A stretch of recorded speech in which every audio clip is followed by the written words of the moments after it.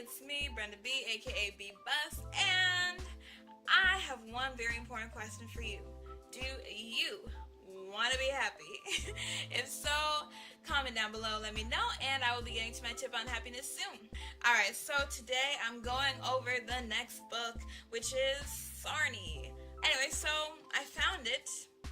I don't know where it came from. I think it is kind of from more like middle school, high school, but I actually enjoyed reading it. So whatever, I'm a kid. And this story, it has another book that it's a companion to.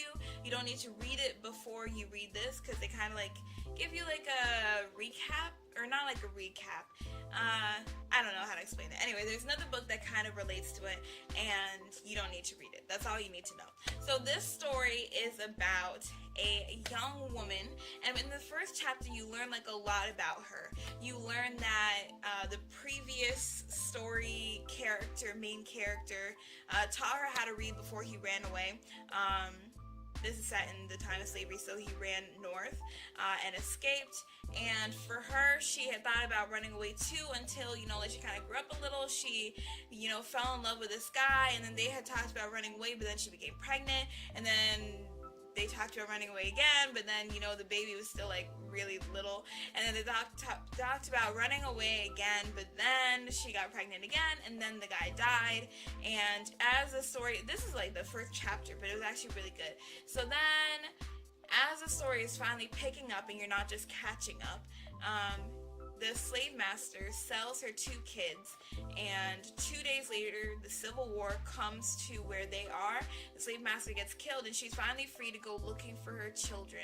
So you see this mother on this beautiful journey with another young lady to go find her children.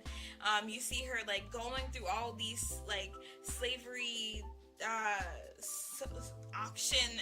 auction papers to find out where they are, finding out that they're in New Orleans. They walk about 40 miles heading to New Orleans before they finally stumble on this white woman who is being carried, who is on a carriage pulled by a black man, or he's not pulling it himself, there are horses, yes. He's leading the carriage. And at first they're a little suspicious of her, but she offers to pay them if they will work for her in New Orleans. So she carries them the rest of the way to New Orleans, and she ends up being a really good friend. She helps Sarni find her children and everything. And it's actually like later on she gets married, Sarni, and she starts teaching ex-slaves and their children how to read. They get into a bit of trouble, but it's really a beautiful story. I thoroughly enjoyed it. But what I learned about happiness. What did I learn? What I learned from this story is, have you ever heard that saying, if you want something bad enough, if you want something, you'll do what you need to do. But if you don't want it, you'll find excuses. That's what this story made me think of, because I just thought about how she's a mother, and those are her babies 70 miles away, and she would do whatever it takes to get to her children, no matter what cost, no matter what limitations, no matter what comes against her, she's gonna do it. When the slave master sold her children, he knew he had to tie her up, otherwise she would be gone that night. Like, that's the dedication that he already knew was within her. And when she was on her way looking for them, she asked a soldier how many miles, how far away is New Orleans? And they told her it's 70 miles away. 70 miles of walking she was prepared to do.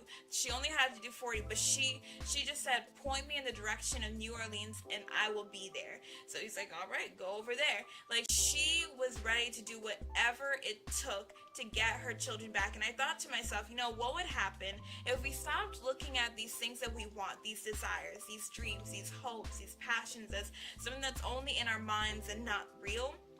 But if we started looking at them as our babies, as something that's real but far away, and we have to fight to get closer to it. Writers already do that. They look at their books as babies, and even musicians can look at their work, or people with business ideas can look at their business once it's finally complete and in the works as a baby. Like, anything that you do, you can look at it as your child, something that you worked to build and to construct and to fight to make real. It doesn't have to be something that's just in your mind. So that's my tip on happiness. if we just look at these things that are in our minds that we want to make real as though they are already real and we just have to fight to make them closer to us, then maybe we'll finally get there and we won't have any more excuses. So that's my tip on happiness. I'm going to try that out. I'm going to try and look at every single thing that I want to happen in my life, not as something that's just solely in my mind, but as something that's real and that I'm fighting to make closer to me as though someone ripped it away from me. I'm fighting to make it closer. Let me know if you want to try it out, if you're going to try it out. And yeah, that's all I have. I will see you next week. Okay, happy trails, everyone. Bye.